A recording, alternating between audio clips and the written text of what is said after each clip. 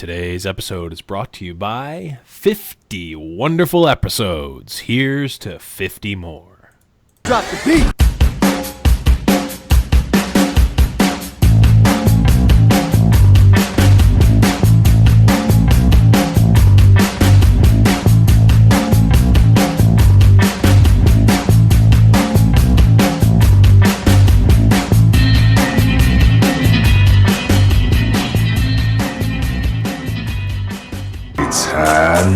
Hello, everyone, and welcome to High Noon Podcast, the competitive Overwatch podcast. I am your host, The Blevins, and with me, as always, is Deathblow. What's up, buddy? Not too much, man. How are you? I'm doing well, man. And with us today for our special 50th anniversary, and by 50th anniversary, I mean 50th episode, are also our balloon wreaths. Hello, balloon wreaths. Yes. Yeah, somebody suggested on Twitter that we have balloons and special music for the episode to mark the occasion. So there's your balloons. Sorry if you're in podcast land and can't see them, but there was no way to make you hear balloons without buying balloons and then popping them. True. And we have a new sound effect, and we've got occasion to use it, so we shall wait. Oh, man, I was ready. I had it queued up. I had my trigger finger ready. Oh, no. Yeah, we'll wait. And also, I love what you did at the beginning of the episode. I don't even know. I assume you did not do it on purpose, but either way, I saw what you did there, and I appreciated it. Oh, man. 51 Durful episodes. There's an episode 0 out there. Oh, you spoiled it, man. We were going to keep it secret. What do you want? Of course we're going to spoil it, you know? There's someday there's going to be High Noon Podcast trivia games out there. That's true. With like clickbait headlines and Facebook posts about them, you know, True. People are going to be talking about it, so. True. Now it's out there, you know? So it's no longer going to be the hardest question to answer, I guess. Yes, so good. But let's move along. We're gonna do this episode a little bit differently because it is, in fact, our 50th episode. So we're gonna talk about all the boring Overwatch stuff first. It's not boring. It's actually really exciting.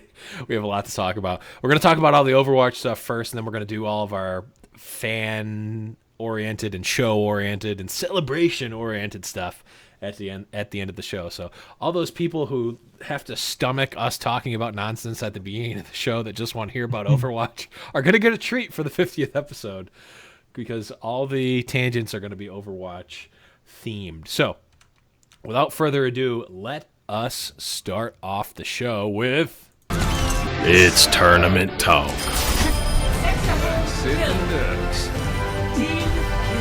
Awesome drop made by Deathblow. Tournament talk, yes. So we had some tournaments to talk about, and we've got some upcoming ones, and we've got a lot of tournament stuff to talk about. So let's get right into it. So we had the NGE Winter Premier Qualifier number 1 and number 2 actually, and actually as of this recording, the third qualifier is being played. Deathblow might be able to find some choice results from that. I know there was an upset that happened like minutes before we started recording.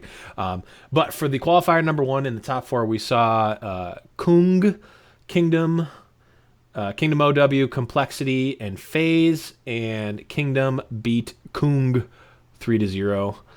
And for qualifier number 2, we saw Cloud9, Fnatic, Complexity, and Liquid, and Cloud9 ended up beating Fnatic 3-1 in that second qualifier.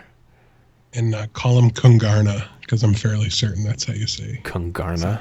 What in the world is that? Is that like a weird I have no idea what the name comes from. I just know you can find players like Connor J, I believe formerly from Kingdom.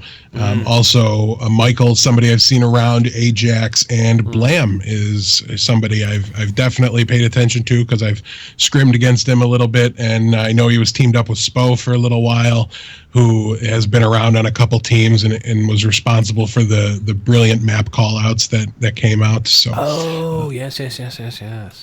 Yeah, so definitely it's a new team, and big props to them for making it to the finals of that tournament. Cloud9 didn't make it, Complexity didn't make it, FaZe didn't get there. Like there was a lot of teams that they finished better than. Yeah. And for a new for a new squad with some relatively unknowns and some lesser knowns, that was a very, very strong finish for them. Yeah, it's really interesting to see some of these, like you said, lesser known and like I'll call them mid-tier pros that we've seen play, supporting roles, not necessarily support heroes, but supporting roles on other teams. They were never the all-stars, but they're kind of meshing together. It's really interesting to see how just a switch up of an environment can really help a team really come together. So really excited to see that happen now, and I'm really excited to see that happen in the future as well.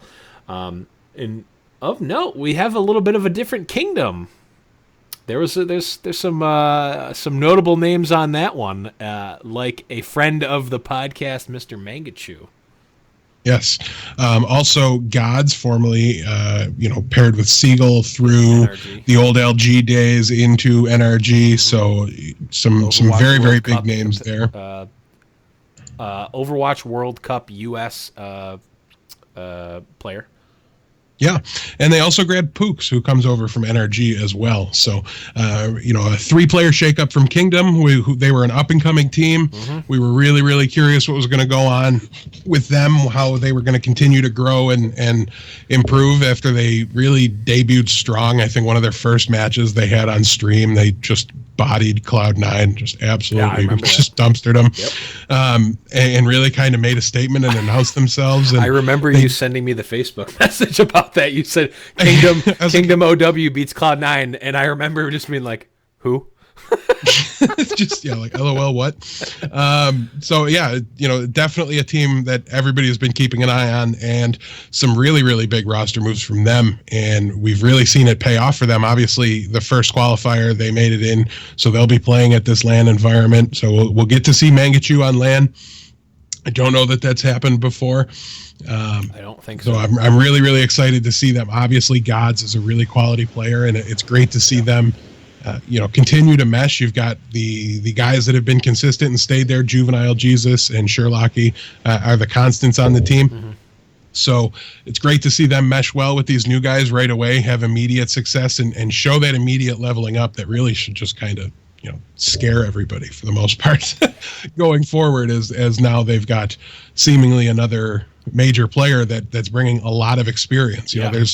There's Gods and Pooks have played on LAN before, so they're not going to be a full fresh 6 guys that haven't done it, and they lost some quality players at the same time when they had shakeup. Connor J is proving on Kungarna he did really well. I believe he subbed in for somebody in another lesser event earlier in the week. I remember seeing it. I just can't remember where it was or who he was playing for at the time. It was temporary, so I didn't commit it to memory, but he is a very very good Roadhog. Not quite in the same breath as your Harblues and your Himsies, but his name doesn't start with an H, so there's only so much you can but he's been great, and he's really money with those hooks, just pulling people in. He doesn't get the flashy ones near as often as the top guys, but really consistent, constantly pulling people in, separating them from the team, getting that pick, and doing work there. So really, all in all, it seems like I still haven't written the article yet about the winners and losers of the trade that we talked about last week, but if those guys can have anywhere near the success that these guys are seeing with their roster shakeups, hopefully I'm just wrong and everybody won and leveled up, and that that's the ideal scenario, but it's just the least likely scenario as well. So yeah, it'll be interesting. I mean, it's got to be scary for some of these top tier players that are like, well, you look at a team like Kingdom, and it's like, okay, Mangachu's been a good player, a really good player for Tempo Storm, for Grouchy, for all these other tems. But besides that, there's not the superstars, right? There's no Tavik, there's no Shadowburn, there's no like top tier, like S tier player, right? It's like, you don't need to worry about them. They don't have that, but they're putting up a really really strong performance. It's like, they don't have the Kobe Bryant. They have a really solid squad, and that's paying dividends. It's like we haven't really seen that happen. Like a team that's like a bunch of relatively unnamed players, scrappers, if you will. We've seen a lot of the here's the all-star team with the 2 glamour players, and then the the 1 support player and 1 tank player that you could never name for the team. Right. I'm really glad to see the sport itself develop into this, and I hope we start seeing even more of this type of team pop up, because it really, at the end of the day, this is type of thing that we want to see, right? Like we don't want it to be the case as viewers, as players, as people who are, the demographic for Overwatch League of like anyone can be in the Overwatch League if you're good enough. It's like, well, no, because I'm not going to be as good as Pluppy. I'm not going to be as good as Shadowbird. That's just given. I'm not ever going to be that good. So if you're not that good, this is showing you don't necessarily need to be that god tier player. There is a place for players who aren't the absolute best, but are role players, and a team doesn't have to have the greatest player in the league to be able to win a tournament at the end of the day. So really interesting to see. I hope that they can pull it out. Obviously, we're biased because we're contractually obligated to root for Mangachu. No, we're not contractually obligated. I'm just going to root for him anyway. Anyone who's been on the show immediately already has my vote in terms of I want him to win. They're basically our best friends if we're having a conversation about them, if we've had them on the show. So always, and it's really nice to see too, because obviously he had that awesome, he just continues to sit top 3 constantly of the leaderboards. He was number 1 NA. Yeah, he's usually number 1 was the next thing I was going to say. So he's just a phenomenal, solid all-around player, and we didn't have any idea where he was going to end up. So it's great to see him show up on a team that's up and coming, and as well as alongside other, like they're adding him along with 2 relative, rock star free agents. Yeah. As far as who's available is concerned, Gods and Pooks were about the best in their roles. For what it's worth, I don't know that it's confirmed that he's on the team permanently. Yes. Yeah. I haven't heard that. I don't think he's been signed, but I'm assuming that they're going to keep him on the team at least for the remainder of the tournament, considering they won a qualifier. Like, you'd have to think so, right? But they're at least going to be getting a nice long look, and really his Mangachu specifically, he played a ton of Zarya in the tournament, and his Gravitons were very on point. Like, he did really, really well with those, and that's. From your Zarya player, there's nothing more you can ask for. There's no better way to single-handedly push back an offensive push from the opponent than to group them all up so that your team can burst them down. Yeah, definitely. I'm definitely going to have to reach out to him and kind of get I want to get his thoughts at least on the transition in the new team and what's going to be going on, because it's really interesting. Because like, if he's not signed on the team, like, is he getting paid to play right now? Is he getting like a small fee? Is he like contract? Is he like a mercenary right now? Is he trying out? I'm very interested to know, just like logistically, right, like what's going on. But that's a story for another time. Let's continue on. We saw the Overwatch Team Story Chapter 1 Cup that we talked about a couple of weeks ago. That started. Nothing really fruitful has happened, and every team I saw in the tournament I've never heard of before. They're all, I believe they're all APAC teams, all Asian teams right now, at least. Basically, keep an eye out on that. If you're up at like 3 a.m, keep an eye out for that slasher message in the OW Discord when it goes live. But besides that, we'll update you with some of the results as they come in a little bit later on. It's just not really developed right now. I don't even think a full bracket has been filled out yet, as of this recording. And another interesting thing that happened over the weekend, I don't think we're going to talk too much about it because we don't have a ton of the exact details on it, and it's a little bit of a touchy situation right now. So the MGA, the Masters Gaming Arena tournament that we talked about for the last month and a half or whatever, it just didn't work. Is basically the best way to put it. Yeah, they flew all those teams out there. Flew Hex out there. Yep, they got everything started, ready to go. They successfully opened the Overwatch client on all 12 computers, and I don't even know that they finished the first game before everything just started to fall apart. Only one game was in the books before they canceled the day and postponed from there, and then the next day things weren't really any better. And once the clown car of technical problems started to fill up, I didn't bother to tune in. I said, well, if they get off the ground, I will start to watch. But in the meantime, It's enough to know that it happened. I guess I don't need to witness it firsthand.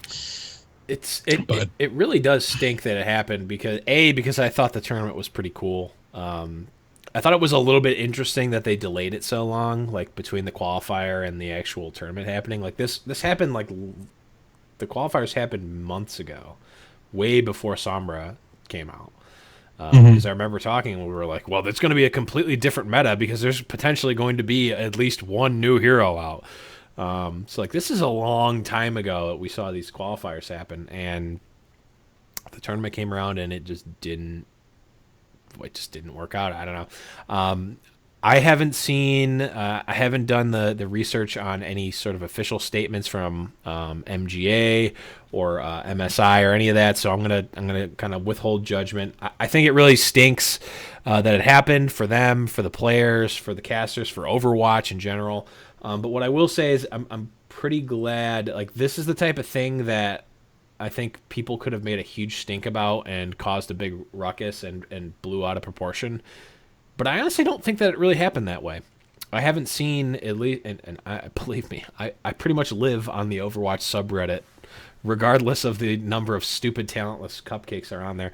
I pretty much live on that subreddit, and almost all of the complaining has been about a topic we'll talk about in a little bit, and not this tournament. So I'm glad about that. I hope MSI and MGA and all the teams get everything straightened out, and I hope it ends up being good because it's a cool tournament, and I want to see these types of tournaments succeed, and I want to see all the players and casters succeed as well. So yeah, that's that. We do have last thing we want to talk about. Oh no, we do not the last thing. So let's talk about some of the upcoming events. So this Friday, if you're listening to this in podcast world, it's 2 days from the release of this episode, which is Friday the 13th. No, it's not the 13th. Friday the 16th, we have MLG Vegas. And I believe we've all but confirmed the MLG Vegas party at Blevins Place. Oh, yeah. We're ordering up the souvlaki. And I'm bringing one souvlaki and an order of peppers for myself, and I'm gonna eat them tantalizingly in your direction and not share. I guess I'm just going to order a bucket of wings and cry myself to sleep like I always do every Friday night. But we've talked. Just got really sad in here. How could it be sad? There was a bucket of chicken wings involved. That's true. I don't know what I was thinking. We talked quite a bit about MLG Vegas so far, but we actually have even more to talk about. A website that we talked about a couple of weeks ago called... Real fast before we go on, I just want to bring up the match of the week this week will be the semifinal from Kingdom. I'm sorry, it was from the first Premier qualifier for the Winter Premier. I can't remember who does it. NGE, I believe it is. NGE, yep. Yeah, so the final there, or the semifinal there between Kingdom and FaZe was a really, really good match. It was only best out of 3. They did go all the way to 3, but I wanted to make sure we gave you guys an opportunity to watch some of the new lineup there from Kingdom, because they were so impressive that they're not going to be in any of the subsequent qualifiers, having qualified already. So, they're going to be kind of in the dark for a little bit again. But make sure you check that out. It will be on the website, highnoonpodcast.com. They did it was really interesting to see. FaZe, in my mind, has always been kind of a Koth specialist. Yeah. So they were able to split the Koth maps, Kingdom was, and then they took it to Gibraltar, and there was some really interesting compositions going on. I actually thought FaZe had the better of the compositions on the Gibraltar map. They, both teams had the Reinhardt, but while there was a Roadhog and a Zarya from Kingdom, there was the Diva Roadhog from the opposite side. So I really thought there was an opportunity there for FaZe to get aggressive on the Reinhardt shields and kind of take him out of the game without having that backup from the Diva. Yeah. He seemed vulnerable there, but they just never really quite aggressed enough. Both teams finished the map. However, FaZe really kind of last seconded it and every single point. So they had very, very little time when they finally completed, and there was more than enough time for Kingdom to seal it there. So make sure you check that out. See all of the glorious Mangachu Zarya action that your heart could possibly desire. And yeah, keep an eye out for the rest of the tournaments. Like I said, we have the one going on today. I did actually pull up the bracket there. So it wasn't a huge upset in my mind because Luminosity beat Fnatic. Now, obviously, there's a little bit of a discrepancy there. I'm a Fnatic fan, so I don't want to make excuses for them. They should have been able to beat that, but I don't know what maps they were forced to play on. Spoiler to the topic we're going to be talking about soon. And Fnatic is historically abysmal on King of the Hill. I want to say since the patch, they're like, I think winless. It's like 0-6 on King of the Hill when they've been forced onto it. So they're going to struggle with the new map, predetermined map selections that we're going to talk about soon. But so I don't know how big of an upset it was, but definitely just by sheer name alone. But still alive and moving into the top 8 today, right now. Complexity, Rise Nation, Luminosity, Splice, and that's all I have at the moment. Yeah, the one upset that was mentioned to me, or I guess to us, was FaZe getting taken down by Citizen 7. I don't know who Citizen 7 is. Oh, okay. Yeah, I didn't see that on the bracket, but I just clicked on the top 8 here, and I do see they're currently in their map right now, playing against Team Liquid in the top 8. So we actually have Complexity beating Rise, moving on to the semifinals, and Luminosity beats Splice. So they're one of the teams involved in that trade. I believe they were the team involved in giving up 4 players and acquiring 4 players. So it would be a huge coup for them to be able to take this down. And it is official. Citizen 7 did not beat Team Liquid. This is literally live updating me while I watch the bracket. This is phenomenal. That's pretty sweet. Good on them. Smash.gg/tournament/winter-open-play. Check that out, or just go to smash.gg and check out this website, because if you're ever trying to keep track of a tournament and you're not watching live, this is by far the best I've seen for it. That's awesome. You're gonna have to send me that link, because that's not what I use to get the events. But right. So let's talk about a couple of the upcoming tournaments. We've mentioned MLG Vegas. I'm going to circle back around to that, but we're also seeing the OGN Apex tournament. Season 2 is starting to happen. I believe they're doing some preliminary matches now to get some seeding and whatnot. It was a really interesting tournament series last for Season 1. Where we saw Envious win that. I don't think the exact lineup for that event has been set, but we'll definitely be keeping you updated on that. So keep an eye out for that. But back to MLG Vegas, which we are going to be eating some food and deliciousness live for. We got this really interesting report from winstonsLab.com, which we have mentioned before on the show. And Death, I know you wanted to talk a little bit about this report. This report, by the way, is it's insane. A preview of it is it shows all the stats for the comps that have been played in terms of amount of time played. It's got which players have been the most effective in terms of number of ults used, in terms of kill, death, all this stuff, the heroes they've used, how long they've used them. They compare pre-patch to post-patch, so last meta, this meta. Yeah. It is really, really in-depth, considering the criminally low amount of stats that are available. It can only count LAN events because that's currently the only environment where these stats are being collected. They're not being collected for the online tournaments. So really, really phenomenal write-up. They talk about some of the teams that are really expected to do well in the tournament, and they highlight some of the things that have been going on with them, their performance on game modes and everything like that, some of their biggest weaknesses, and really go very, very in-depth, talking about Cloud9, NRG, Liquid, FaZe, Envy, Complexity, Rise, Fnatic, and that looks like the end of the list there. So really, and I think there's only like 8 teams going into this, so is that all of them? Oh yeah, the teams in MLG Vegas are oh wait, no, I don't have those listed. I have the IEM tournament. I don't remember. Oh, okay. It's all NA teams though. So yeah, it's not a ton of teams either. It is a small inclusive tournament. So yeah, definitely make sure you check that out. I think you've been making the show notes available to people. There will be a link to it right in there. So Yeah, so definitely a really good write up.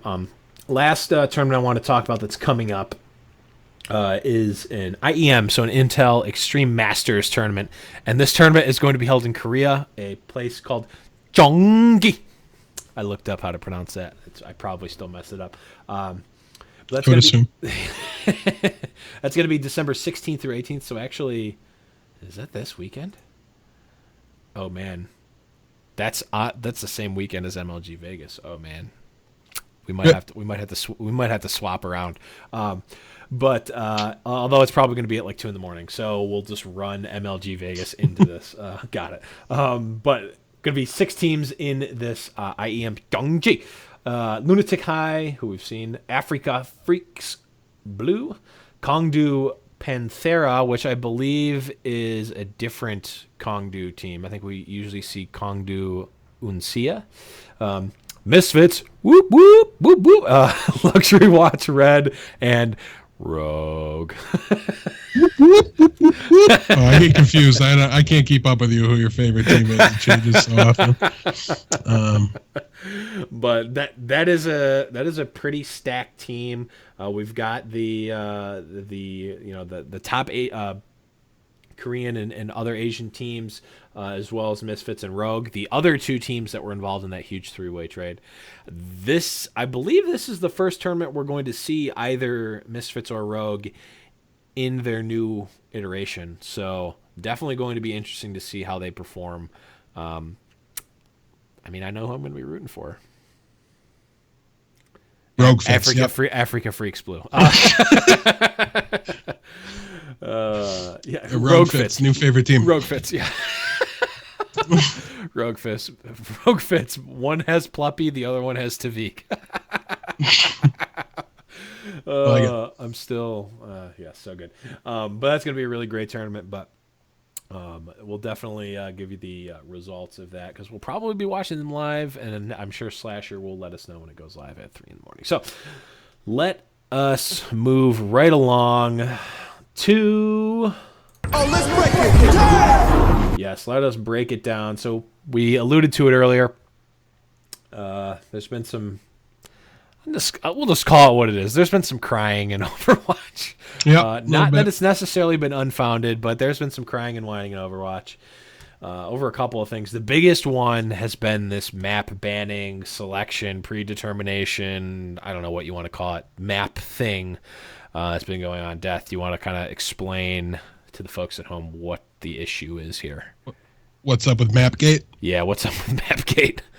Yeah, so essentially what's happening here is Blizzard's doing a little experimenting, and the players don't like it, and they need to suck it up, because what they're doing is they're throwing away the map banning and selection phase at the beginning, where they go to the owdraft.com website and they alternate who's banning they alternate who's banning maps until you're left with one, and that's the map you play on. And then the next, however many were left, if it's a best of 5, whatever the last 5 maps are, is the pool. So it allows teams to get rid of game modes they're not very comfortable on, or not as strong on as others, as well as maps, individually within game modes. Obviously, they can do that with. And it's been a really great strategy tool that teams have been misusing since the beginning of the game, and they've been failing to take full advantage of. And we've made note of it as we've gone along, that we don't think they're getting as much as they possibly can out of the map banning stage. It's a very valuable tool. It can definitely alter the course of a game, how it's going to play out, everything like that. And from that perspective, I hate to see it go, because I don't think an opportunity to out-strategize your opponent, or an opportunity to gain an advantage on an opponent, is something you should get rid of lightly. Mm-hmm. I really enjoy that aspect of it. It adds an element of suspense. But as we were talking about a little bit in the pre-show, with the Overwatch League coming up, they need to gather some information and some data so they can decide how they want to do things. And the players really need to suck it up, for another reason too, because the tournament, the most important person in the tournament equation, we've talked about this too, not the player. Yeah. It's not the pro player. If you don't like it, go ahead and quit.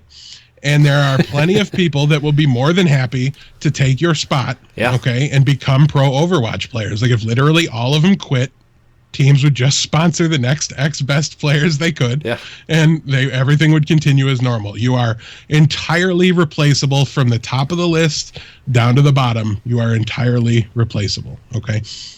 So it's important to remember that, teams, when you're having these mental breakdowns over a change in the rules. And it's different, and nobody likes change. And like I said at the beginning, I'm not super big fan of it. Yeah. I don't support this, but I want them to get the information, because in the league, one of the things I was brainstorming why they'd be doing this, right? Because when I first heard of it, I didn't like it at all. I was almost ready to side with them until they just continued to freak out and start. I mean, they signed like online petitions and like it just. You start an online petition, I already hate whatever you're trying to get me to Right. sign. Like, it's just literally like I just don't. Right. I don't respect that manner of complaint. Especially people that, I mean, you get paid to play video games. Like, let's not have a hissy fit about what map you have to play on at any given time. It just doesn't seem worth it to me. But nonetheless, they're not wrong, which makes it even harder, right? Because how do you stand up and tell them to stop when they're right in the end? But think of it this way: what I was saying is, now all these teams, they're going to be geographically based, right? So let's say we have, the Buffalo Overwatch Bandits, or whatever you want to call them, and then you have the LA team over there, right? Cloud9. Right, LA Cloud9. So at the beginning of the season, you're going to have your schedule announced, who's traveling to who, where you're going to be playing your games.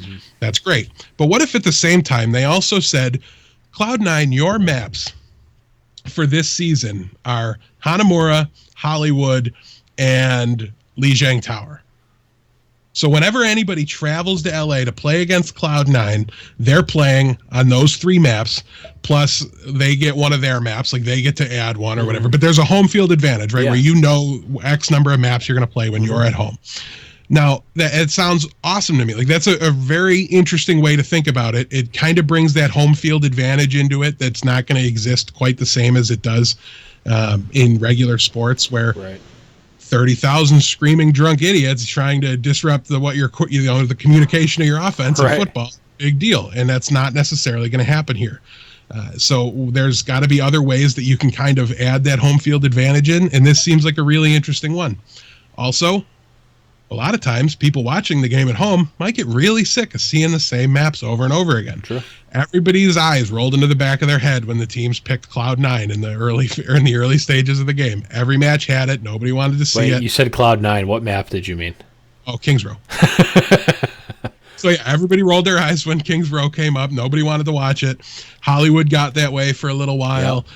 Maps get stale and people don't want to watch them. So if it makes the tournament more exciting for the viewer, and it increases viewership numbers, it's not going anywhere. No matter whether you think it goes against the whatever of esports, the nature of esports, and blah blah blah blah blah. It doesn't matter, because it's all about selling the advertising money to the sponsors and having more viewers, because that's going to increase prize payouts, everything. It's going to be overall good for the game. Also, there's teams out there, it's not really bad for you. Like, if you're a very balanced team, you shouldn't care, because now the fanatics of the world that can't go out there and compete on King of the Hill anywhere near to the same level they can on Payload are going to be forced to do it.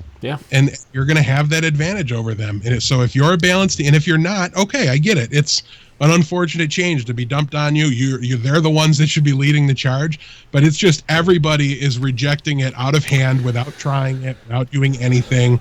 And they're doing it in the loudest, whiniest way humanly possible. I don't care that you're right anymore. Like, you've turned me off from being on your side just by your presentation. Yeah, and like this is how I thought about it, right? So I'll agree that it adds a level of strategy and complexity to the competitive Overwatch scene. Like, I don't think anyone would argue that.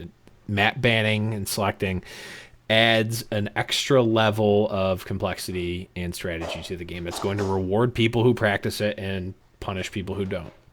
That's one aspect of it. The other aspect of it is logistically, from a pro play or a pro team's perspective, it's somewhat manageable now to practice every map, right? But you don't want to waste your time. You don't want to, if you don't think you're ever going to play on Volskaya, you don't want to spend 6 hours a day on Volskaya practicing. At the same time, if in 4 years the map pool doubles, you're going to have even less time to practice on every map. So you want to be able to you want to be able to use your time effectively and efficiently. So you want to be able to practice the maps you're most likely going to see. So that makes sense why you would have map bans and selection, so that you have some sort of control over the maps you're going to see. However, if the maps are predetermined, that problem's already solved because you know what you're going to be playing. You can just practice on those maps. So I don't see that argument. The other argument of the strategy involved is like, does adding an extra layer of strategy necessarily make the game better? Maybe. I don't know. If the players were forced to play like a round of Uno before the match, like would that add anything to Overwatch? Maybe it would make the game more complex. It would add more strategy to the game, right? Like that. It's the same sort of thing. It just has nothing to do with Overwatch. If they had to play a game of checkers before, right? The team captains had to play checkers before. That would add an extra layer of complexity and strategy to the game that doesn't have to do with actual Overwatch. But does that make the experience better? I don't know. Probably not. I would have to say. So I think I agree. The players are probably right. Like I think that if there's a couple of things that Blizzard could have done that would make this a complete, the same exact thing would happen and there'd be no issue whatsoever. If when Blizzard released maps or when they released Overwatch, they said, okay, we're releasing the same maps that came out. It's just that Numbani, Hollywood, Lijiang Tower, and Hanamura, those are tournament maps. The other ones are quick play maps. Like if they just gave them those names arbitrarily, they just picked that these are the tournament maps from the onset, and these are the quick play maps from the onset, I don't think there would be even a little bit of an issue whatsoever. If Blizzard would have started out and said, hey, this is the format where we're playing these maps, these are predetermined, these are the tournament maps you play, no one would say anything. It's like Smash Bros. Like no one ever expects to play on New Pork City in Smash Bros. It's a gigantic map. It makes no sense whatsoever to play. The maps aren't that crazy in Overwatch, but if you would have said it from the beginning, like these are the maps that you should play and these are the maps you shouldn't play for tournaments, like I don't think there'd be an issue. I also think Blizzard could have done it in a way that's like, okay, community, you need to pick the 7 maps or 8 maps or whatever number of maps that you want to see in tournament play, and those are predetermined. Those are the tournament maps. It's not us picking them, it's you picking them, but we need this number logistically.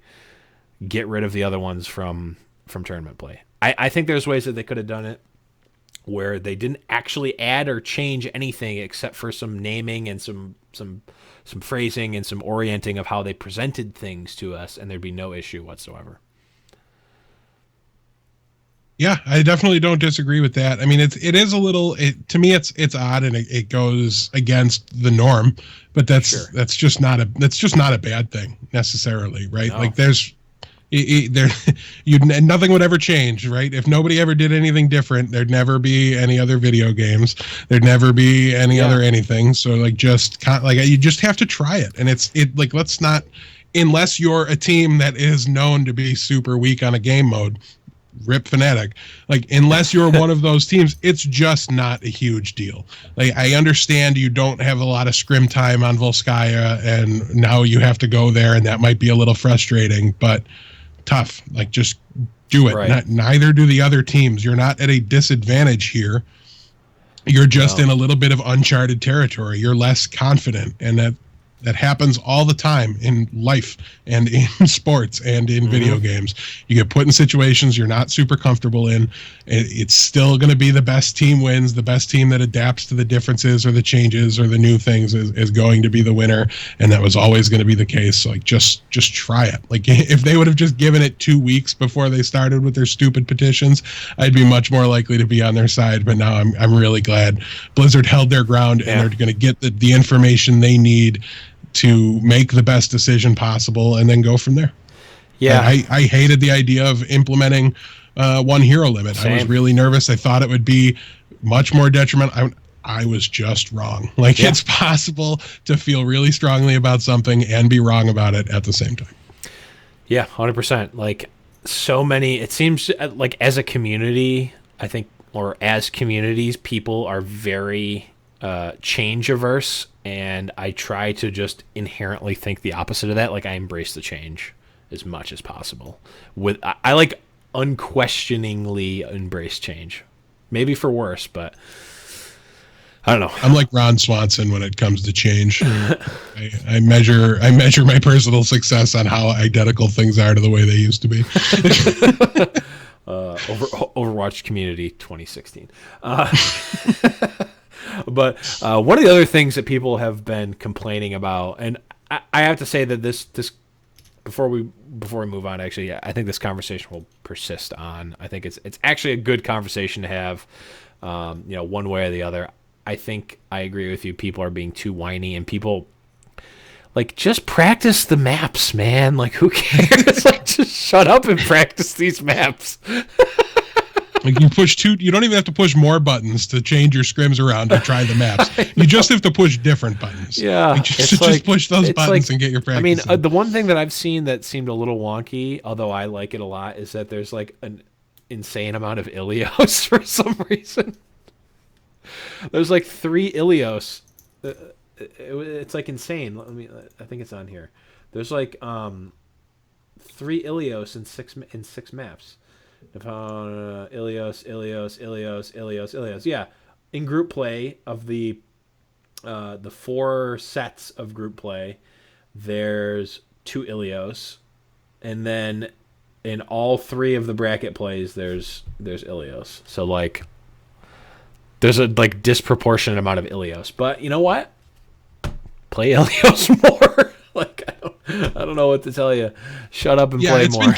It's been catching up in popularity to the other CP maps, but I think in general, like since Ilios came out, it's been by far the least played King of the Hill map. So I wonder if they're making it appear a little bit more often just to kind of make sure they get their stats on the map, from a balancing standpoint and things like that. Whatever they need or decide they want, there just must be something about Ilios they're trying to figure out. I feel like Ilios is one of the more exciting maps to watch from a player or from a viewer perspective. If you don't know anything about the map, like there's a giant Sparta pit, there's a lot of like elemental kills, there's a cool like little hut, there's some sweet temples. Like it's a very aesthetically pleasing map. Yeah, as far as Koth being exciting can possibly be, I would put Ilios towards the top of that list. Yeah, so I don't know. We'll talk more about this as this develops. I think that the conversation's not over, but I think that community's probably leaning on the wrong-ish side in terms of their reaction to it. But let's move on. Another thing that people are complaining about is this triple/quad/5 or maybe even 6 tank meta. Like, I think the meme I saw over the weekend was a World of Tanks poster, and it had Anna in the background and like a bunch of like tanks, like Diva, Reinhardt, Roadhog. Like That's good. That was pretty great. I think it actually might have been Mendo that tweeted that, or maybe he retweeted it. I don't know. It was pretty sweet, but I don't know, Death. What do you think about it? I mean, we've been through all of these quote unquote cancer metas. Like, where does this one stack up? I feel like I would rather have triple tank than Twinston or Orb combo, right? Yeah, it's definitely better than those. That's a very low bar to meet because those were some miserable times to have What beta about Fantastic access. Four, man?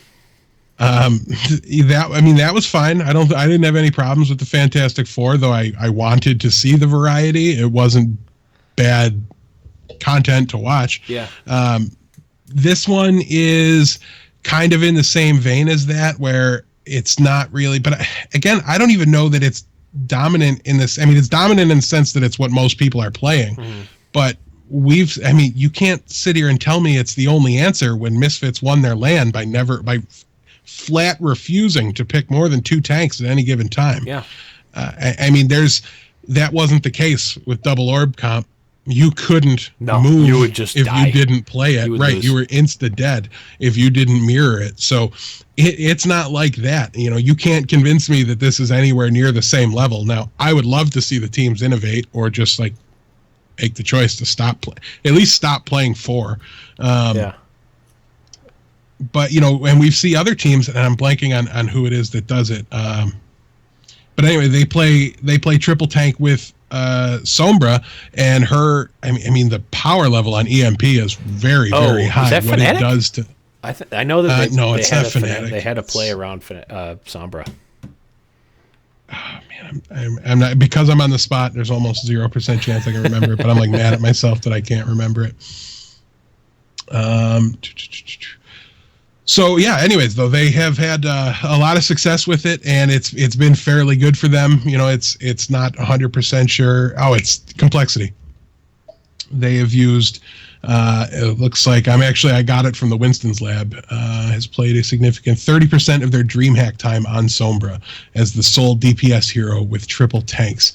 They say it's too early to rate the effectiveness, but it's failed more often when run against teams that have 2 DPS heroes. So it's being used to counter the triple and quad tank meta, and it's been having more success doing that than other ways. So I'm not convinced there's not ways to beat it out there.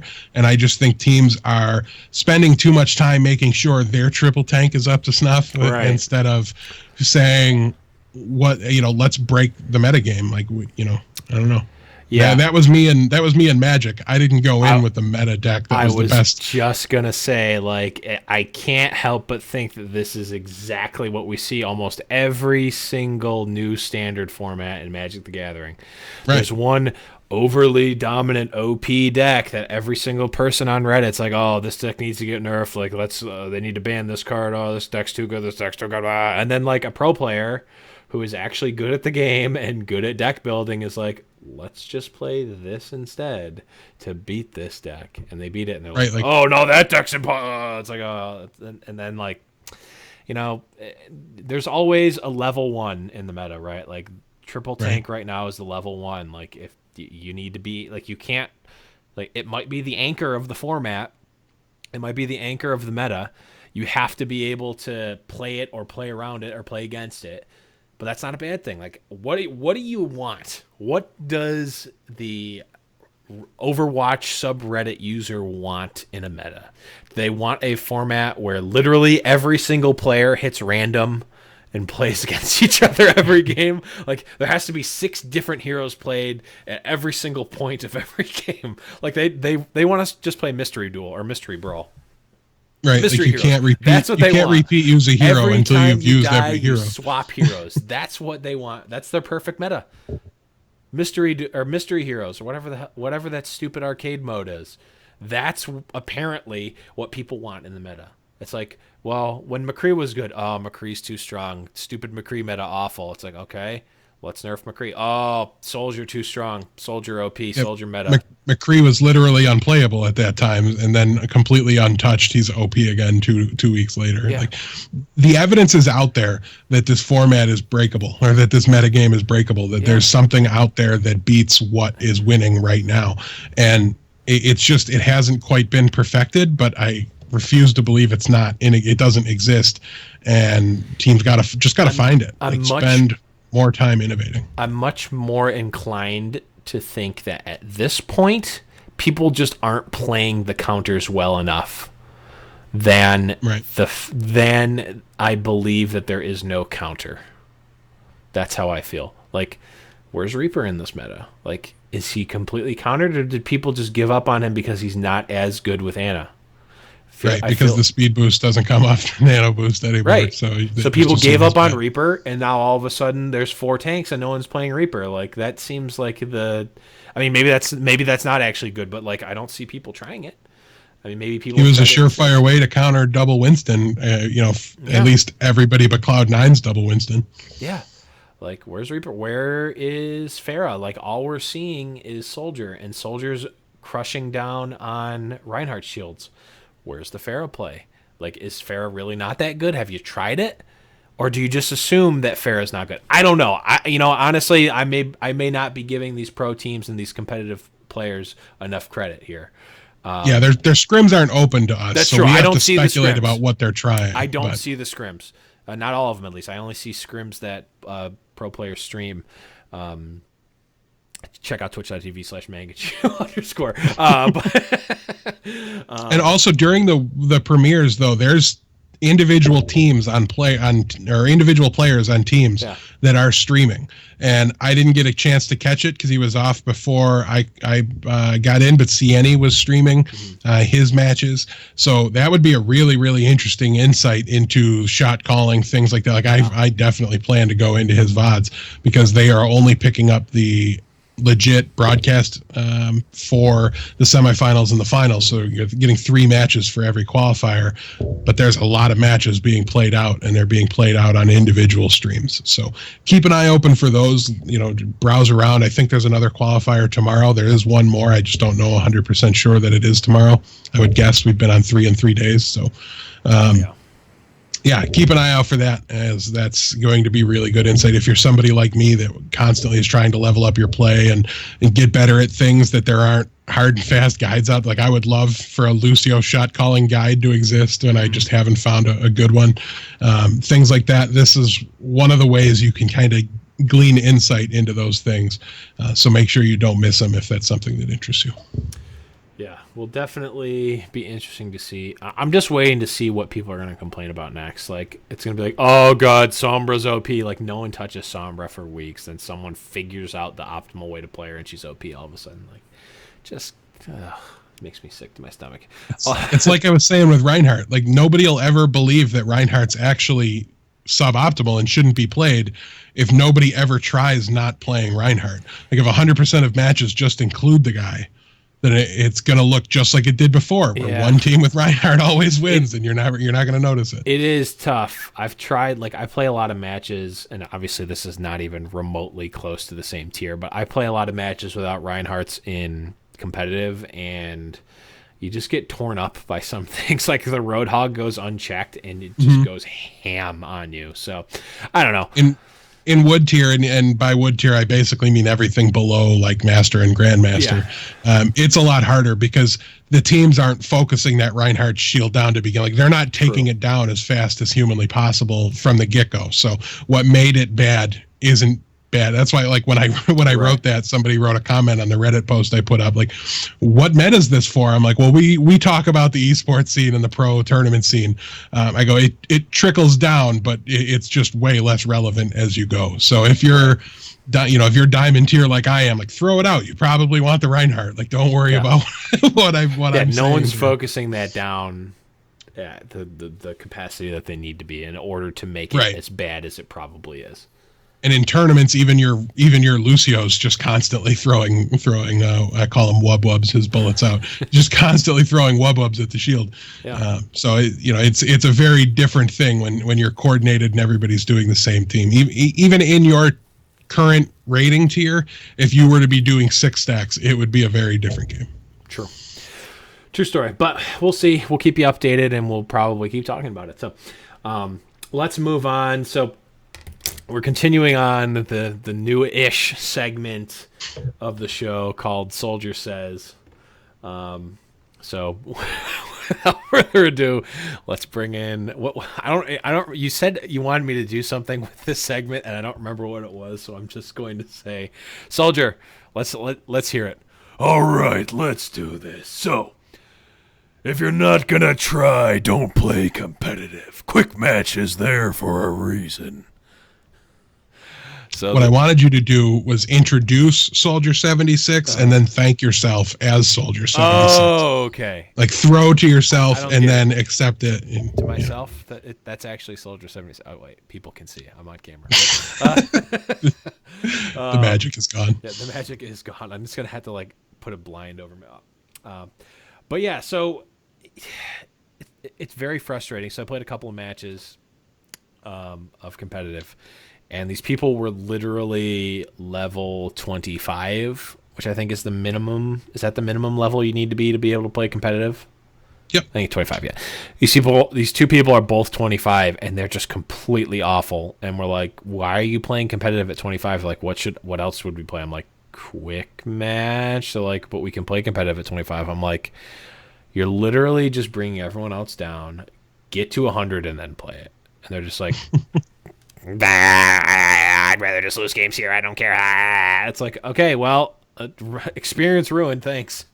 It's like as somebody with a Smurf account who sits in and plays in diamond tier games at level 26 and really makes people mad because I don't care. I felt like playing Torbjorn. Go away. Yeah. Yeah, but you probably won though.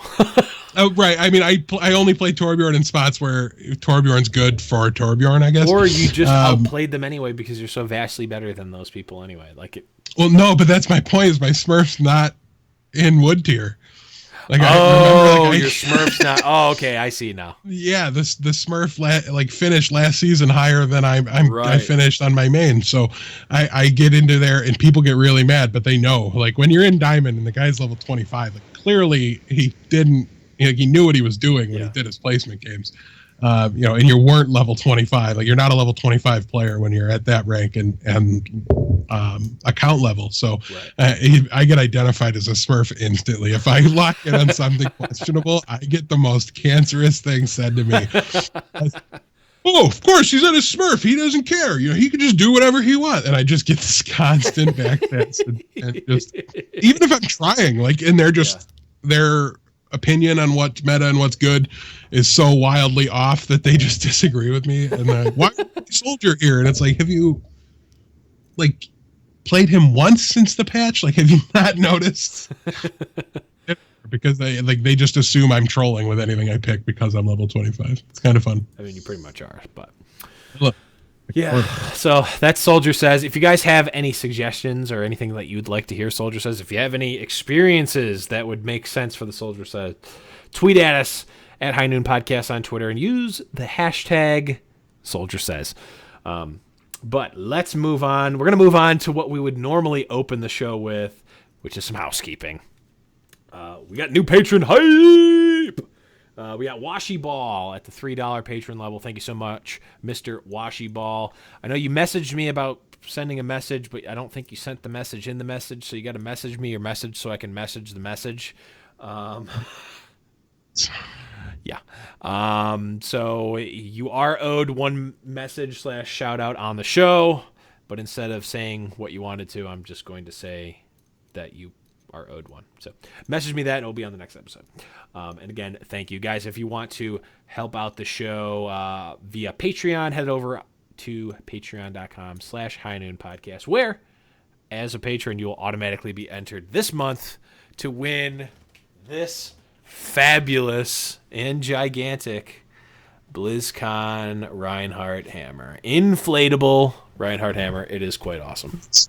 We forgot something. What did we forget?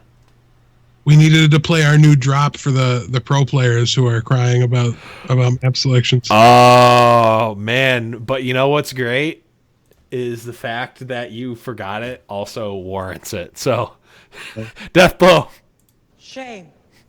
Shame. Shame. Oh, man. It worked out so perfectly. I bowed my head in shame, shame, shame. We do in fact have the shame bell on cue. So whenever it's needed, we will in fact have it. I love how it worked out so perfectly. You literally forgot it, yet it still lives on. Am I gonna have to play it again, or did you check? Am I going to have to play it again, or did you check the iTunes reviews? Oh, I definitely checked them, but I mean, didn't you have something you wanted to discuss in the meantime? It's getting played, by the way.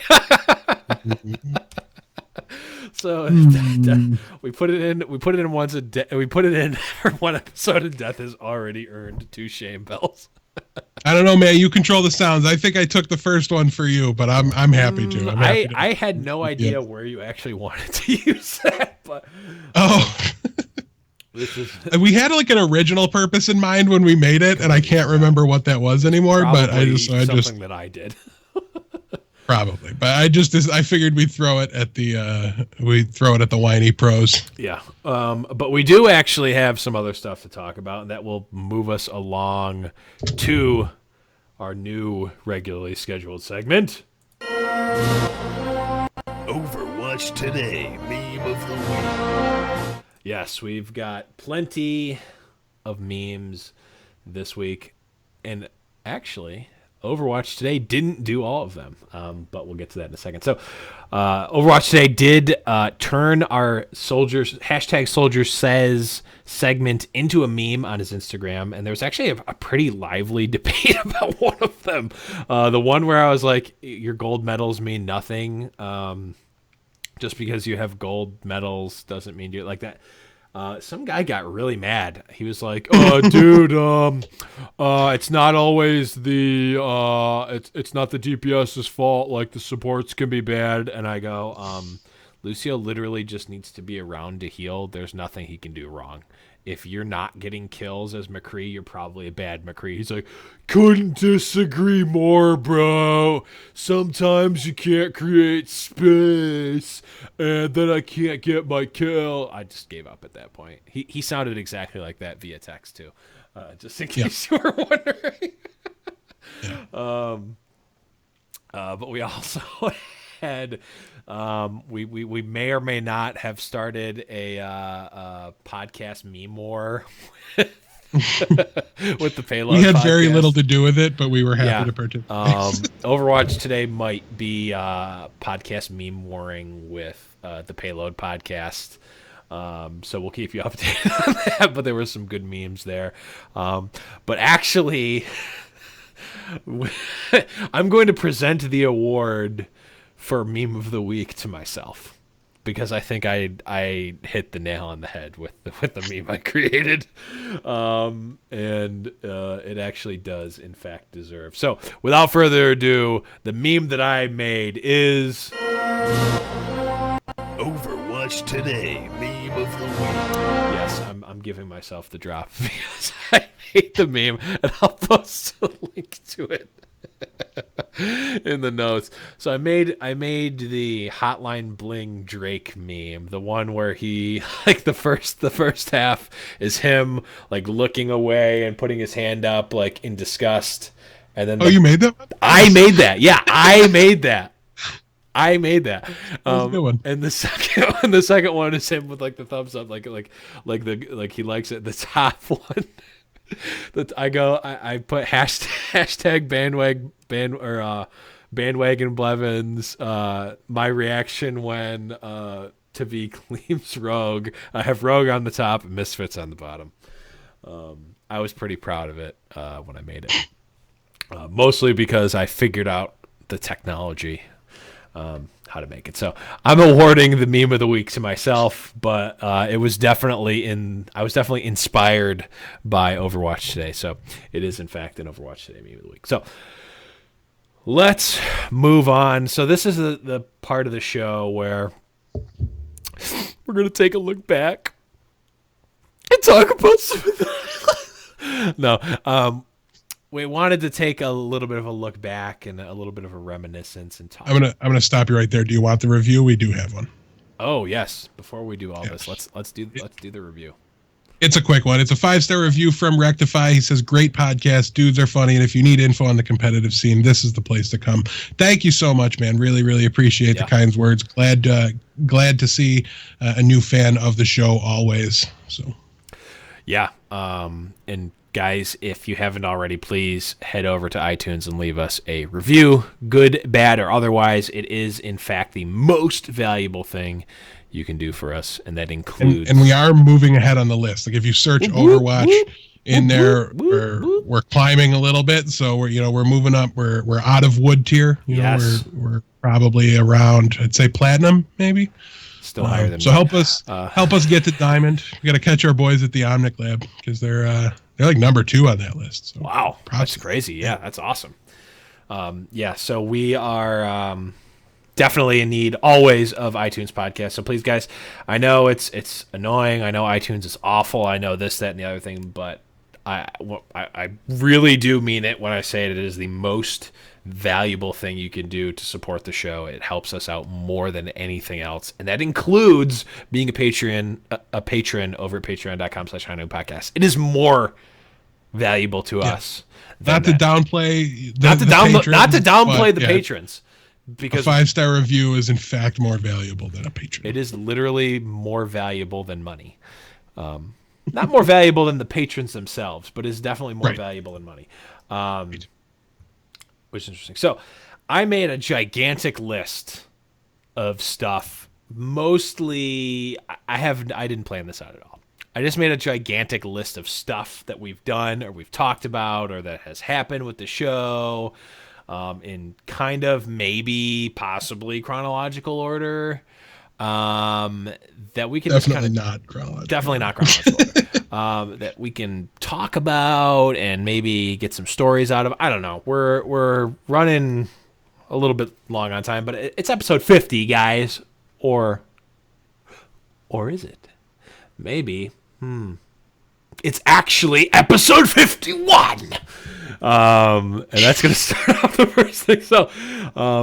So when we do, in fact, do High Noon Podcast Trivia at some point in time in many, many years, it will be noted that we started on episode 0. We knew going into it that it was going to be the most confusing and stupid thing ever. It pretty much has been always. Yep. But Literally don't remember why. I don't remember why. Oh no, I do remember why I did episode 0, because for some reason in my mind, episode 0 counts as like the introduction to the podcast, but it was just an episode. Like, why don't I just call it episode 1?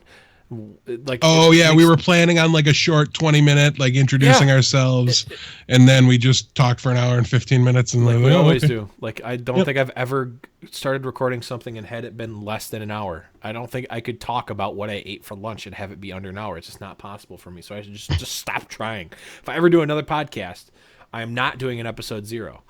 I'm going to do episode 1 because that makes more sense, and you're not The only thing that makes sense. you're not perpetually behind. But we're still counting this as episode 50, as you can see from these amazing episode 50 balloons. It's technically episode. It is in the history books as episode 50. It's technically episode 51. So that's the first thing. The other thing we want to talk about is that those of you who have been around since the very, very early times, and remember our good friend, Mr. Phelan, who was one of the original members of the show, who sadly had to stop being on the show because of real life work. Ooh, Mr. Fancy Guy with a fancy job and stuff. No, but really, that's true. I said that facetiously, but actually it's true. Phelan had real life stuff come up and was not able to do the show anymore. He does know, in fact, that he's always welcome back on. I don't even know if he plays Overwatch anymore, though. Yeah, I don't know, but in all honesty, though, jokes aside, he was very, very valuable to the start of the show. Yeah. He had done another podcast before. Our last podcast didn't go on iTunes, so we weren't familiar with the process there. Yeah. I'm sure we would have been able to figure it out, but he made things very easy from us from day one. He also came from another first-person. I'm not going to. It's Halo. It's Halo. We've gone so long without talking about it, but Come on, man. It's episode 50. We're reminiscing, man. We got it. I know. I wanted to reminisce about how we don't have to talk about Halo anymore, but he came from a Halo background, so he had a lot of kind of first-person insight that we didn't have, coming from basically Magic the Gathering and strategy games. Just a very different genre. We didn't have a lot of the insight that he did. In fact, before the game came out, before he'd played it once, he told us he was going to main Roadhog, because how could Roadhog not be stupid good? To be able to hook people was just crazy powerful from a first-person standpoint, and he never wavered from that. I remember talking to him and playing with him after the game came out. He played Roadhog. He was constantly talking about things like, well, when I first get in the game, I'm not even going to be shooting at people. Like, I'm just going to be trying to see if I can jump from this box to this box, because I might need to know it in the middle of a match. And then next thing you know, like, the game comes out and there's trick jumping videos, and it's some of the craziest plays is people doing things that you didn't even know could be done with the character, like the ledge jump on Genji. The look on my face the first time I saw a pro player do a ledge jump on Genji must have been hilarious. Yeah, I don't know how to do it still. I just never play Genji, so it doesn't matter. I don't play Genji because of that. I feel like if I wanted to play Genji, I'd have to learn, and I don't want to learn, so I don't play Genji. Right, just rather not do that. So a really just phenomenally insightful person for us to bounce ideas off of, and really kind of helped drive the direction of the show. So big shout outs to him, and at FAIL3N. Yep. on Twitter. So make sure you tweet at him this week, man. Tell him you miss him. Tell him to come back and say hello, even if you have no earthly idea who he is because you found us after he left. Make him feel good and bring him on the show one more time. I haven't talked to that guy in forever. I am a real life friend with him, so I actually had Yes. I had dinner with him a couple of weeks ago. He actually randomly texted me, I think 2 days ago, and asked me what my address was. He said, "Don't ask questions. What's your address?" I'm like, "Okay, here it is." So I have no idea what's going on with that. But he also keeps tweeting at us and tells us, Go buy him a Christmas gift. How have you not figured it out yet? No, he keeps tweeting at us to get the dog cosplayer on the show, and I don't know how that's relevant to Overwatch esports at all. I don't either, but there are some quality cosplays. Yeah, the for a cosplays are dog. awesome. Yeah, the McCree cosplay was definitely on point, and I wasn't sure. Is that his dog? No, it's not his dog. I knew he had a similar looking dog. He does but have I wasn't a Doge. sure. That's not his dog. Excuse me. No, but I just don't think that the dog would have all that much to say on the podcast. So No, the logistics are too tough to work out. As much as I'd love to get a translator, it would just be awkward. right, to turn your meme into a dream. I would love to do that for you, but I don't think we can. Yeah, but moving along. So I think, was it our first partner in crime / person who wasn't one of our friends that we knew personally that kind of helped us out and we worked with for a long time. Sadly, they're no longer in existence. Creation Esports was Pretty much our fault.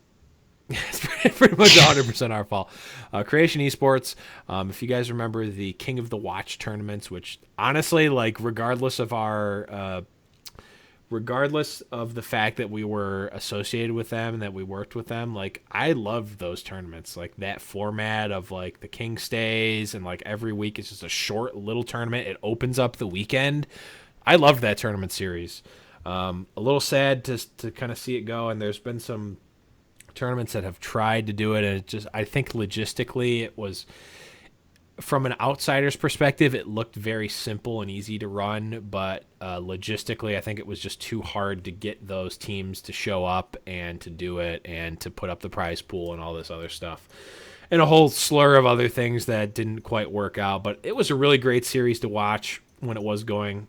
It definitely was one of the huge players in early competitive Overwatch esports in terms of getting off the ground. It was the Ghost of Gamers Weekly.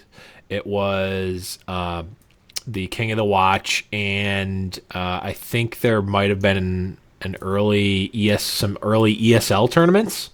I believe were the mainstays in really early beta tournaments and getting Overwatch esports from literally nothing to where we are today. So huge shout outs to them for helping us. A huge shout out to them and the guys that were on that were involved with Creation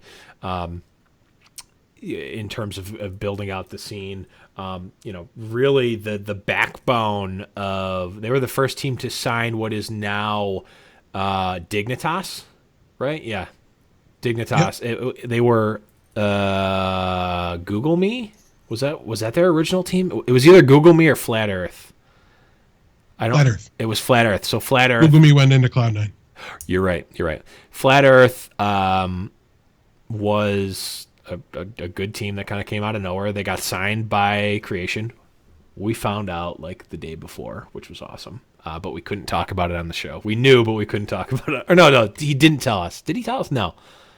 No, we were in their Discord server and we saw it. Oh, yeah. Because I had more right. I don't know if you did, but I definitely had more rights to see things than they probably knew. And I didn't say anything because I didn't want to make them nervous, and I wasn't going to do anything with it. You know what I mean? I wasn't going to make them regret it or anything, but I had full access to their everything having to do with Overwatch that they talked about in their Discord server. So it made things a little interesting. But yeah, I gleaned that bit of information, and we successfully kept one secret so far in our entire lives. Yep. So good on us. Kept, yeah. But yeah, huge shout outs to them. I would definitely love to see Omri and those guys, in some capacity, make a comeback at some point. And if you guys are listening, Omri was one of those guys that just wanted nothing more than to see esports, expand and grow and succeed, and that was his driving force for trying to start the organization. And so he's always looking for opportunities to give back and help the scene. And it was a shame to see him step away. So definitely with you on that. I'd love to see him pop up somewhere, managing a game division for an organization somewhere. I think he's earned the right and would do a great job at it. So 100%. So moving along, in the same vein, similar vein, we also partnered up with Matcherino. We're still technically partnered up with them. That you can see right down there. You can see their awesome symbol, Matcherino. Another one of those early adapters adopters of High Noon podcasts. I reached out to them and was basically like Matcherino kind of came out of nowhere, at least from my perspective, and we just started seeing them in these Gosu weeklies, and it's like, hey, Matcherino, you can donate $1 to the prize pool through Matcherino. I'm like, well, that's an awesome idea. And it was, I've got to say, a phenomenal tool for helping the esports scene for this game grow, and that seems to be their focus a little bit. I don't see them super involved with Overwatch as the tournaments have moved into huge money and things like that. So, and single sponsors putting up this huge money, they don't want to see other names on there. So it seems to be a little bit of a focus of theirs, trying to help new games break out and increase those prize pools. Great way to kind of improve and help with viewer interaction with the events as well.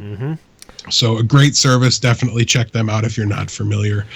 And if you ever see a tournament there supported by those guys, there's always an opportunity for you to kind of add to it, like you donate to a streamer, but you donate to the winner of whatever tournament is entertaining you.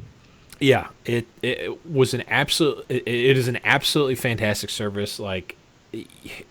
Honestly, I think they, in my honest estimation, I think that they pushed forward the Overwatch esports scene by at least 6 to 12 months, forward of what it would have been without it. And I mean that honestly. These early tournaments, they would have had no prize pool. Period. Yeah. They would have had $0 in prize pool were Matcherino not around. And these competitive teams, why would the Cloud9s of the world show up? Why would Cloud9 form as early as it did? Why would Team Liquid form as early as they did? Why would so-and-so form as early as they did if it weren't for the incentive? Yes, okay, these teams in the back of their mind, okay, Overwatch is going to be big, but, why do it now? Why would we start now? And if that's the mindset for the players, it is going to trickle down to the fans. Why are we watching now? These players are there's just a bunch of random amateurs. I don't have the ability to latch onto a team. This is just 6 random guys every time. It's the perfect meta for Reddit. There's 6 random guys every time. But we don't get these stories about Cloud9. We don't get these stories about IDDQD.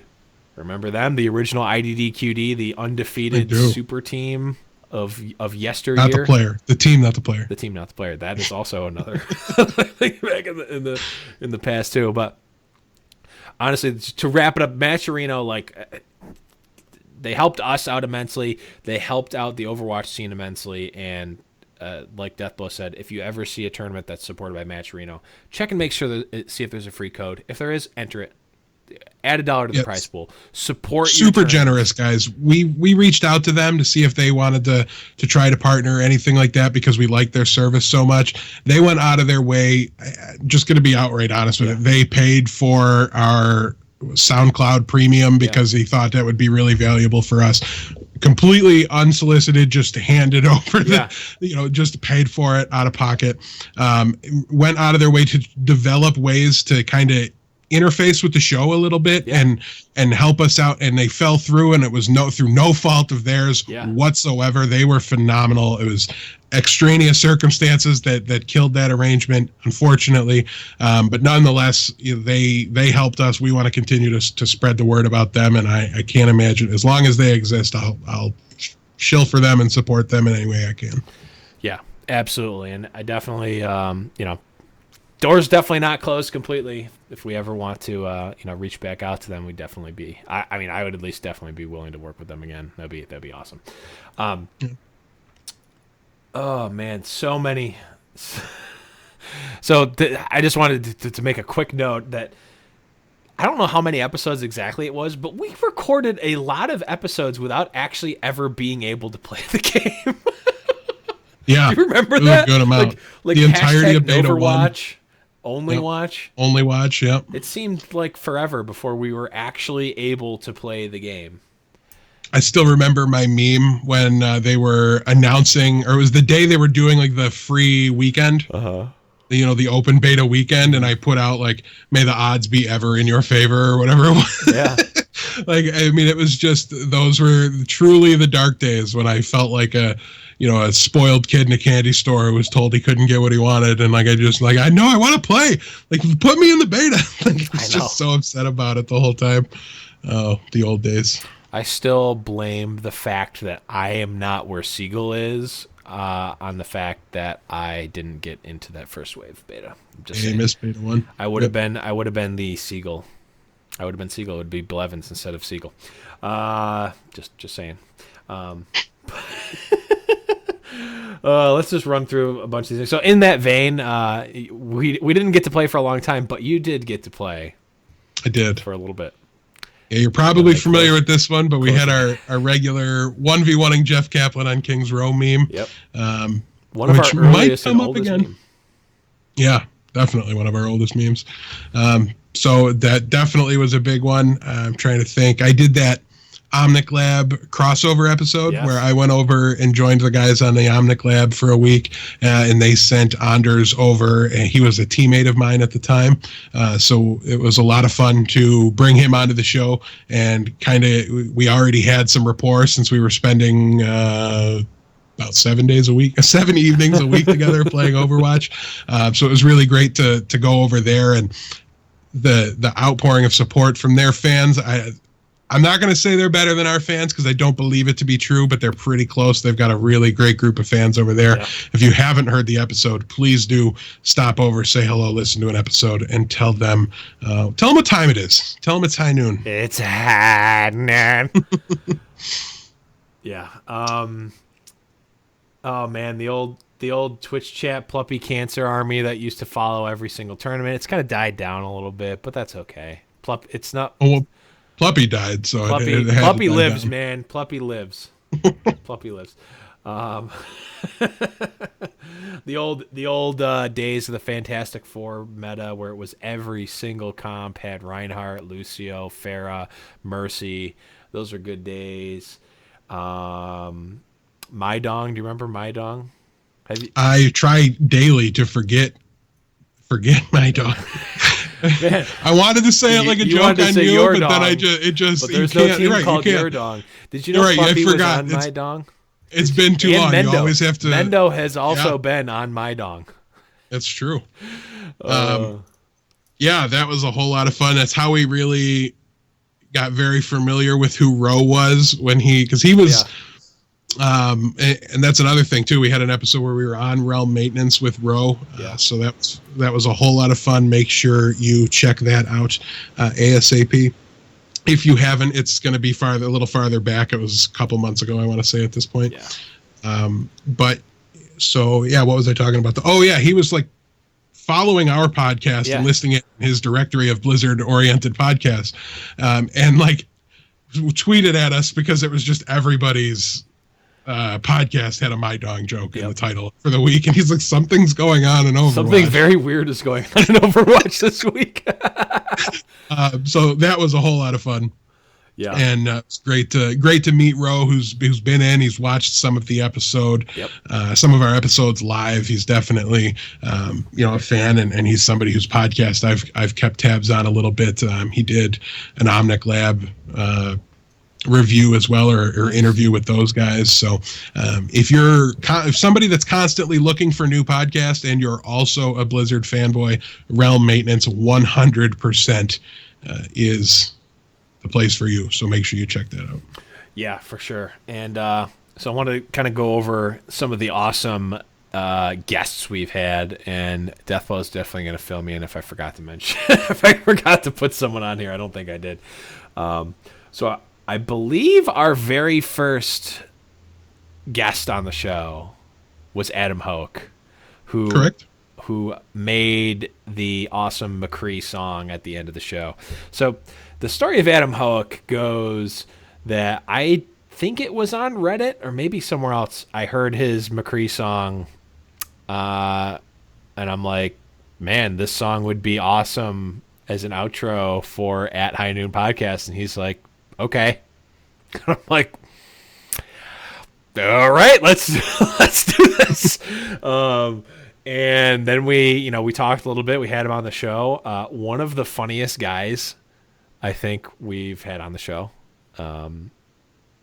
Just in terms of just like the jokes, the references. We didn't know what to expect. And Adam is of some sort of European. I don't remember where he's from, but he's not Icelandic, American. I want to say. Yeah. He's not American. And, whenever you're dealing with someone who's a different nationality, you're not quite sure if the senses of humor line up exactly. So, and I think the first thing that really set me off is that he set us up to make a Halo reference. No, we asked him what his favorite game was. And he goes, yeah, so my favorite game is Halo. And we're like, oh, my God. And he's like, no, I'm just saying that because you guys hate Halo. I'm like, wait, you watched the show? Yeah. It was really when I realized that there might be people listening, right? Yeah. Like that it might actually be a real thing that we have people that like the show. And it was especially awkward, or not awkward, but especially great and jarring because he was from Europe. And, foreign accents can just be really difficult to listen to. And his was not bad or not strong. It wasn't a strong accent, right? It was a very mild accent. So I don't know if there's not a big difference there. Obviously, he was a native English speaker. It wasn't like a second language or anything like that. But so I don't know. But even then, like I can't listen to British people. I just can't do it. Like not for an extended period of time. It's really, really difficult. You kind of have to like get to know the individual. Like even Uber and the ESL guys took me a little while. It used to drive me nuts. Now I love those guys. It doesn't bother me at all. But in the short term, sometimes it's very jarring. And so yeah, it was just great to know that there was fans from that far away that listened to the show. And it was kind of the first ear perking up moment where I was like, oh man, the show might not be literally nothing. Yeah, and then we got a good friend of the show finally on to the show, Mr. Hexagrams, the golden boy of the Gosu Gamers Weekly tournaments. I don't know, that can't be true anymore, right? Because Golden Boy literally casts the Gosu. So okay, a golden boy. The original dynamic duo. Half of the original dynamic duo, Hexagrams, on the show. This is completely random, but I've actually never reached out to ZP. I've never talked to ZP. We should get him. I haven't either, and I think the reason for that being, at least why I haven't like tried to initiate any contact with him or anything, is just he does everything, right? Like does Hexagrams too.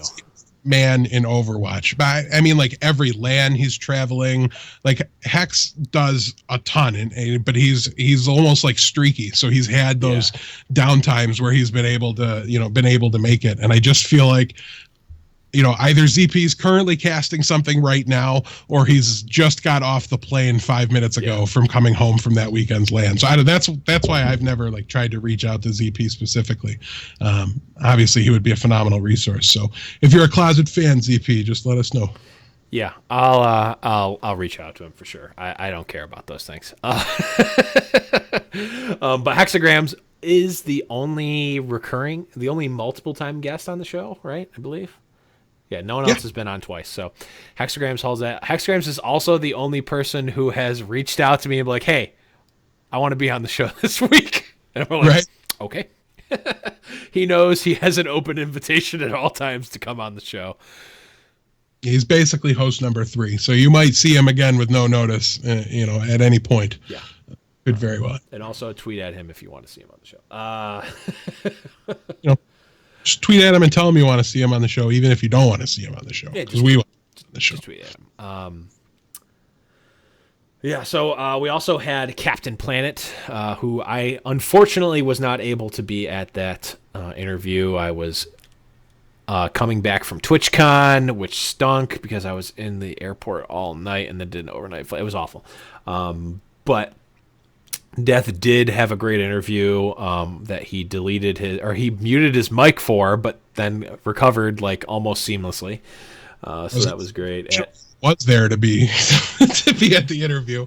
One of us had to, but I definitely had my microphone muted and had to like record it twice so that I could redo the questions. It was a nightmare. A whole lot of work on my end. I'm glad it didn't sound terrible.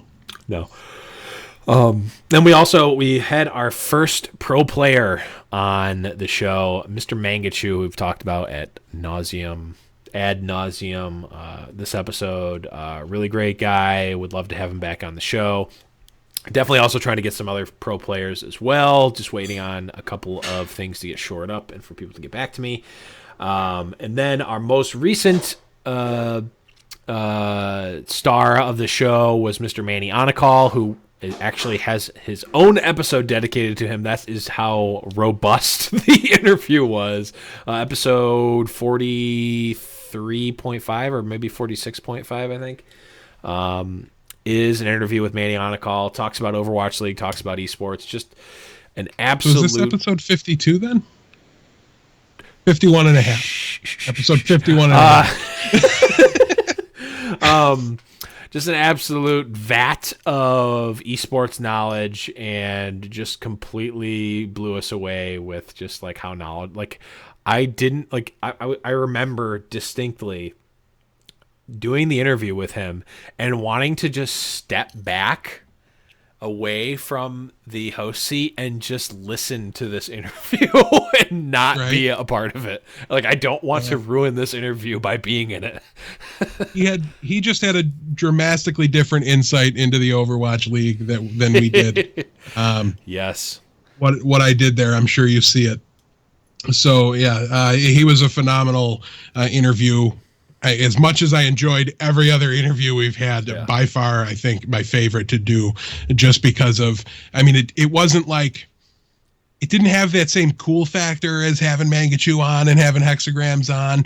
It had it did plenty for of me cool because factor I've to been it. following him for a while. But if right, a lot like of people you introduced him to me when you said you wanted to bring him on, and just what he's done, it's apparent we needed. It was obvious we needed to talk to the man. Yeah. But just the amount of information and the number of times he could just tell you something in a way that you didn't think about it before, and he just had a completely different experience than almost anybody has. The guy's been involved in the business side of esports and advertising and all those things that are going to be so important to esports and the Overwatch League and all that, and the insight he provided was tremendous. So a big thank you to Manny. Yeah, who I'm sure is too busy to have time to listen to our 50th. We appreciate it. He is, I think, going to bring us one step closer to getting Kevin Naki on the show.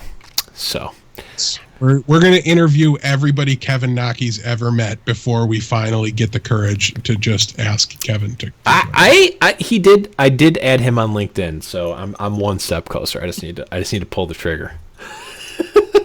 Stalk him for 6 months to a year, and then too late. At the moment. And then the last thing you alluded to earlier was quite possibly the greatest meme you've ever come up with, by accident, no less, dramatically. Yep. The word that was created by the High Noon podcast, more specifically Deathblow, dramatically. Hey. No regrets. No regrets. I use it outside of Overwatch context. I throw it in there. It's become part of my vocabulary, and I don't regret it at all. No. It's a good one. It is absolutely a great one. And honestly, guys, all jokes and stuff aside, it's been a great 50 episodes. I don't care what the actual numbers say. It's 50. It's been a great 50 episodes. I'm really excited to do another 50. honestly, like we said it before at our 1 year, like I'm seriously just as excited to do the episode every week as I was the first week, which was not the case for the Hearthstone show. Where like we both kind of just like lost interest in it after a while. I don't know why, but it hasn't happened. It was a nightmare. Yeah, it was bad. It hasn't happened yet for Overwatch. I don't foresee it happening anytime soon. Here's to another 50 episodes. Yeah, I blame the fans. You make it too much. I know you guys just made it too awesome to come on the show every week and talk, but we are running super late. But again, I don't feel bad. This was a celebration episode. We got the important stuff out at the beginning. Anyone who is sticking around this long is a super fan that lived through it with us, and I think you guys might appreciate it. And if you don't, let us know, just like you always will. But Death, do we have any last-minute shout-outs that we want to give for episode 50? Did we forget anyone? We probably did. If we forgot I'm sure I was just going to say that was going to be my shout-out. Was anybody that we didn't mention or any moment you liked, let us know. Blevins asked me to jot down some notes about some things I remember. I'm like, I'm sure if we were to sit down and talk about it, like things would start coming to me, but my brain just doesn't work in this like brainstorm things to reminisce about. Like I'm just not that as much as I feel all the sappy feelings for the show and the fans and the listeners and all those things. My brain doesn't function that way. You have to like get me into the mode. So if we did forget anybody, it's my fault. I'll take a shame bell for it next week. One shout out I do want to mention is because this is important. The very first, I don't know what made me think of this. The very first piece of fan art we ever got, which actually just reminded me of another shout out we need to get. Oh, Call Me Highwatt. Call Me Highwatt sent us a Overwatch theme or a Hunger Games themed Overwatch symbol. For one of the first memes, the meme you actually talked about. The one I talked about. That's super funny. Yeah. So shout outs to her. Also shout outs to Encaria and who has made a number of awesome graphics. Actually made the graphics on the business cards that I don't have on hand to show to the cast, but you've seen him before. He made a lot of those things too. He's actually made 70W. If you're watching on YouTube, he made this very nice overlay that we've been using through all of season 2, maybe a little bit of season 1. Might be coming a little closer to the end of its life as we want to make some changes to it. If we might keep it similar if I have the source image for it, but I don't know that I do. So we'll have to wait and see, but there's definitely people we missed. Yeah, just the fact that we missed those two. We got 3 people at the end when I was just trying to think. Right. But guys, if you do this, this is what we'll do, and we'll sign off the show on this. If you guys have a memory or a meme or anything about the show that you remember, good, bad, or otherwise, tweet it at us and hashtag High Noon 50. Tweet at us at High Noon Podcast on Twitter and use the hashtag High Noon 50, and I'll collect all the tweets that we get if we get any. Also, in that tweet, use the hashtag HNP DNB's BNB. Yes, HNP DNB. No, don't use that. But do use hashtag giant package. I went back a podcast. I went too far back. I did. Hashtag secret package. Hashtag secret package. Hashtag giant package. But yeah, guys, tweet us. Yes. All right, it's not the 50th Hearthstone podcast episode. Tweet at us. Use the hashtag HighNoon50, and at the beginning of the show, we'll have a little bit of a recap of any of the fan reminiscence that we had. And yeah, I'm thinking of more things. Pene's daughter sent that video. Oh my goodness! Going to say that.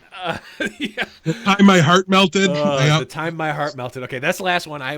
There's more, but I don't want this episode to be 4 hours long. So tweet at us, High Noon 50, and we'll talk about any of the stuff we missed before. But without further ado, guys, check out highnoonpodcast.com for all the links and all the stuff for everything, everywhere, anytime, all of us. Everything's there, highnoonpodcast.com. Normally I'd say more stuff, but instead it's High Noon. got his boots and he put on his hat. He threw the coin away that same day. It's in his past and he's not looking back. He says, finding mine now guides my way. He's not good, but he sure ain't bad. He'll make amends for the sins that he has. He says, I'll change the world one bullet at a time till I find mine. I forgot the most important person on the show.